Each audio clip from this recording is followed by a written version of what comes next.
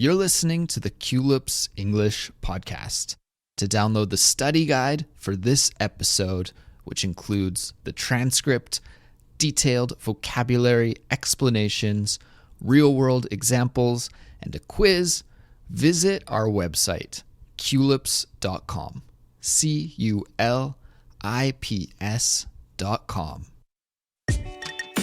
Hello, everybody. My name is Andrew. And I'm Jeremy. And you're listening to Culips.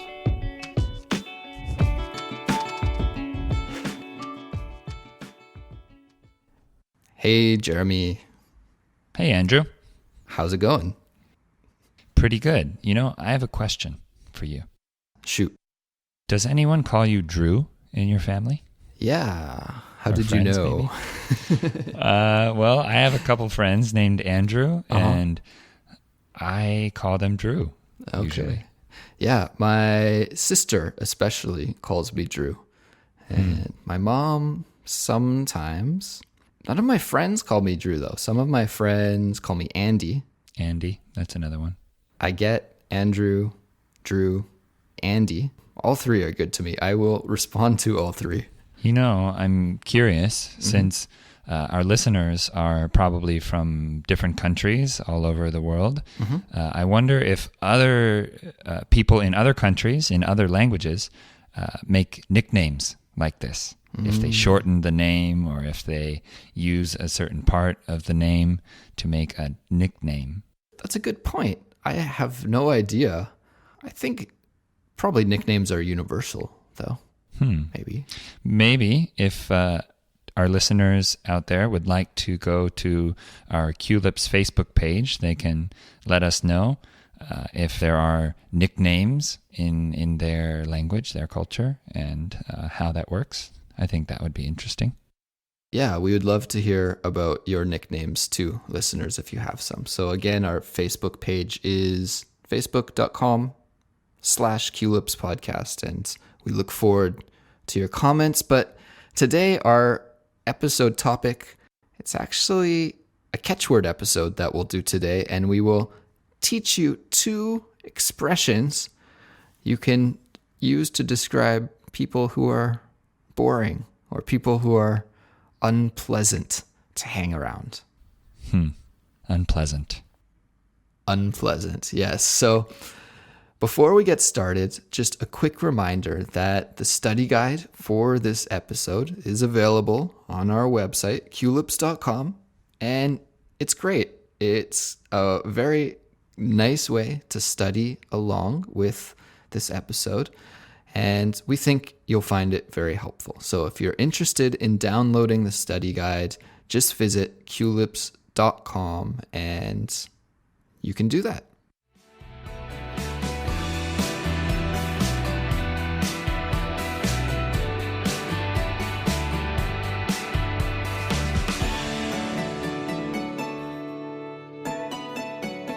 Jeremy, what's our first expression for today?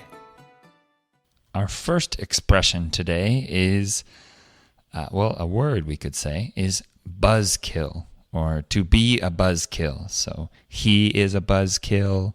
Oh, what a buzzkill. That kind of thing. Buzzkill. Buzzkill. Buzzkill. Now, maybe people might want to know what buzz means. Yeah, buzz. Buzz is kind of like a good vibe or energy, positive energy. It's the buzz. You know, sometimes we could say that an atmosphere feels electric, right? It's kind of alive and popping. Bzzz. That sound. It's like buzz. If you go to, a party or a gala, and there's just a special feeling in the air. This is a buzz. It's also the sound that a bee makes, right? A bumblebee. Bzzz.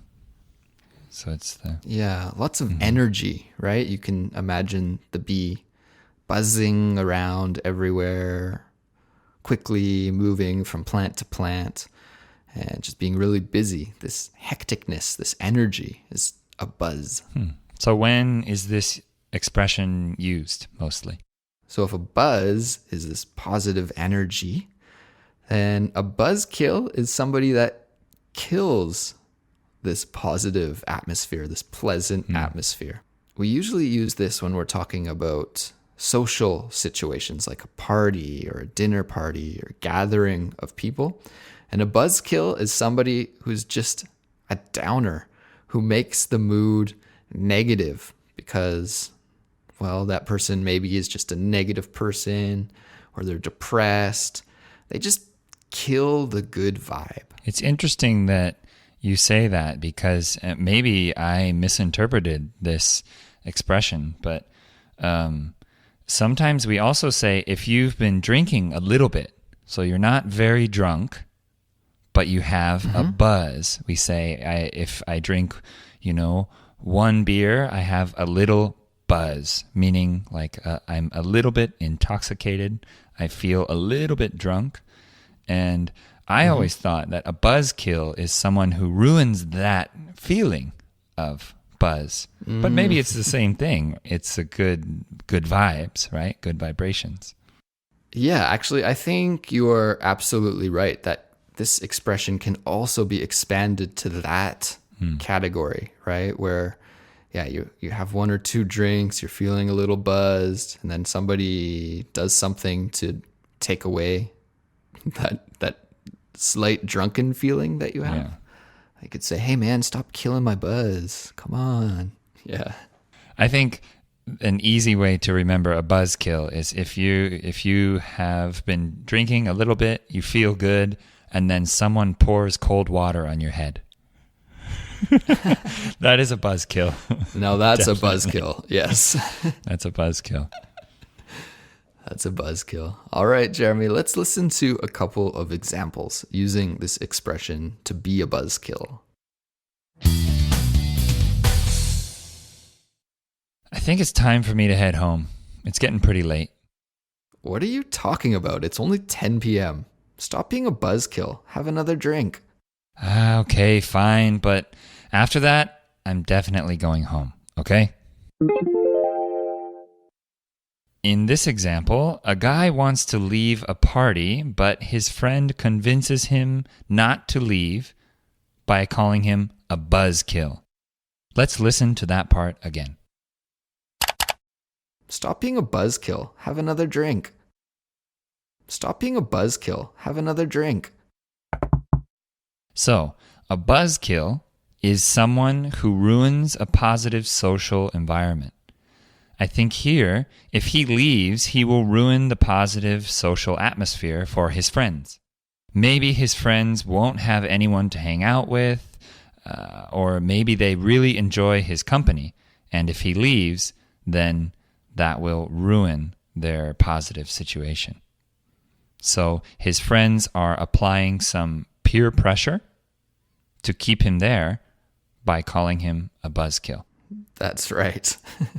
Buzzkill. And maybe every time you call somebody a buzzkill to their face, you have to be careful because it could be offensive. When I was younger, if I was having a party when my parents were gone, and then my parents come home, that's a buzzkill for everyone. There's no more party. The party is over. Party's over. Yeah. Absolutely. Okay, let's listen to one more example using the expression buzzkill. Who should we invite to the dinner party next week? Do you have any ideas? Whatever you do, don't invite Darren, okay? Why not Darren? That dude is such a buzzkill. He's seriously the most depressing person to be around. Yeah, he actually kind of is. Okay, no Darren this time. All right, good. In this example, two friends decide not to invite Darren to their dinner party. They think that Darren is a buzzkill. He's depressing and he ruins good vibes. Okay, let's take a listen again to one of the friends describing Darren. That dude is such a buzzkill. That dude is such a buzzkill. So, because Darren is a buzzkill, because he's depressing to be around, he won't get invited to this dinner party this time. Sorry, Darren. Poor Darren. He needs some help, maybe. I hope things improve for him. I hope he stops being a buzzkill. Good luck, Darren. we wish you the best. Yes, indeed. All right, let's move on to today's second and final expression. Jeremy, could you let us know what it is? The second expression is to suck the air out of the room. Like a vacuum cleaner. Yeah. So I guess the air is kind of similar to the environment, right? We say there was an air about the room, or there was we use that expression sometimes. Mm-hmm. It's not very common. Mm-hmm. So the air can kind of be equivalent to vibes. Yep, the atmosphere, the electric feeling that a room or an event can have. So if we can imagine somebody sucking up all the air out of the room, what would happen to everybody else? If you're sitting, let's say, around a dinner table at a dinner party and one person breathes all the air, that means that person is doing very well and everybody else is suffocating, right? They're not doing well, they're dying. And all the air is gone. All the air is gone. One person is lively and active, and the other people are dying. And so actually there's two nuances to this expression, okay? So the first context, to suck the air out of the room, it means one person is dominating a social event, all right? One person is very lively, speaking all the time, telling all the jokes, telling all the stories, and nobody else can participate in the conversation. This is sucking the air out of the room. And in the second context, to suck the air out of the room means that you are consuming all the air. Everybody else is suffocating. They're dying in the room. But why? Not because you're so lively, because you're so boring.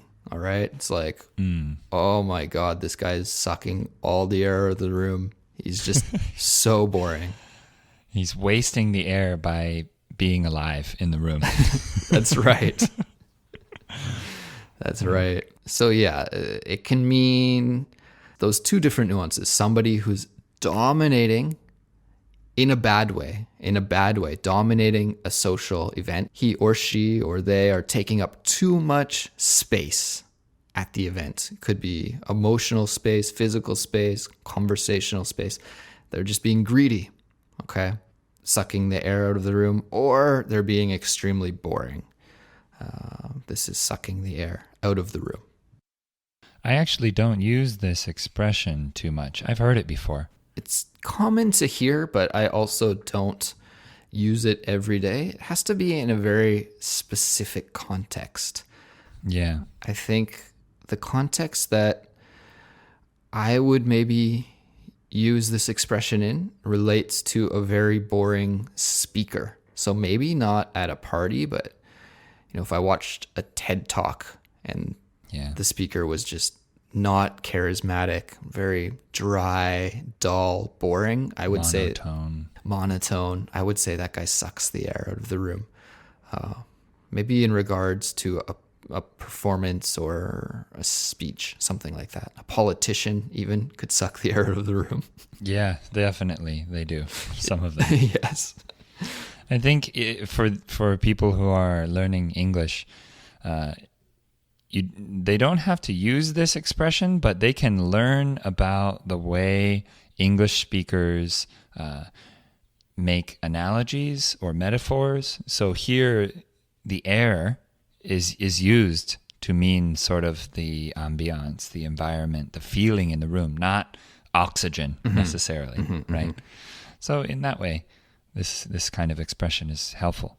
Yeah, and when I was doing some research on this expression and I Googled it, many of the results were from English learners saying, what does this mean? Oh, interesting. What is the nuance to this expression? So Yeah. I think it can maybe be confusing to some learners if they encounter it the first time. So yeah, it's a good one to know for comprehension and, like you said, Jeremy, to get into the mindset of an English speaker. Definitely.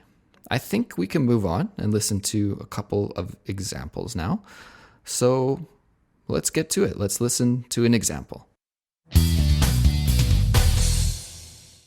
Where are you going? I'm going to see a talk by Dr. Brown. You want to come? It's about 20th century art. Should be interesting. No way. Dr. Brown is so boring. He sucks all the air out of the room. I took his class last semester and seriously wanted to kill myself. Yeah, he is a little bit dry, but he knows his stuff. Anyway, I guess he won't be coming along. I'll see you later. In this example, two roommates talk about one of their university professors, Dr. Brown. One of the roommates likes him. The other says that he sucks the air out of the room. In this context, this means that Dr. Brown is boring. Figuratively, he sucks all the air out of the room, which leaves no oxygen for other people to breathe. So they suffocate and die, metaphorically speaking. Dr. Brown is boring to that extent. Let's listen to one of the roommates describe Dr. Brown again. Dr. Brown is so boring. He sucks all the air out of the room. Dr. Brown is so boring. He sucks all the air out of the room. All right, so yeah, Dr. Brown is just a boring guy. He sucks all the air out of the room. And that's too bad because 20th century art is really fascinating and interesting, but this guy kills the subject. So come on, Dr. Brown, come on. Many professors do that. Yes, unfortunately. I maybe have been inspired from real life events with this example. Is this a real professor? No comment. Oh, okay. We'll keep Dr. Brown anonymous. Yes. All right, one more example with to suck the air out of the room. Here we go. How was your family dinner last night? It was fine, but my uncle sucked all the air out of the room, as usual. Oh, yeah? Yeah, he just talks and talks and talks. He's a good guy, but really wordy. You just have to grin and bear it. Just smile and nod. That's right. Smile and nod. Yep. In this example, we heard about an uncle who dominates at family functions. He talks so much that no one else has an opportunity to speak. And when someone does this, we can say that they suck all the air out of the room. It's all about them. It's all about that person. And no one else can get a word in. They can't talk. They can't tell stories or joke around. Okay, well, guys, let's recap what we studied today. And today, actually, we learned two expressions that can be used to describe people who are depressing, boring, or unpleasant to be around. Okay, the first expression was to be a buzzkill, and the second was to suck all the air out of the room. If you'd like to practice using these expressions, why don't you head on over to our Facebook page, check out the Facebook post for this episode, and leave some example sentences in the comments. And we're happy to take a look at them for you and give you some feedback on them if required.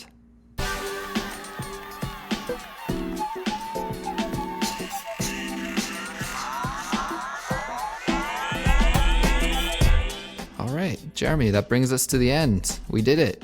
We did it. Sucked all the air out of the room. I hope not. I hope people are still listening. I hope everyone's okay. Yeah, well, thank you for listening, everyone. If you have any comments, questions, suggestions for future episodes even, drop us a line. You can reach us by email at contact@culips.com or shoot me a message, andrew@culips.com. You can find more episodes of the podcast at culips.com or wherever you get your podcasts. And we will be back soon with another episode, so stay tuned for that. And bye, everybody. Bye for now.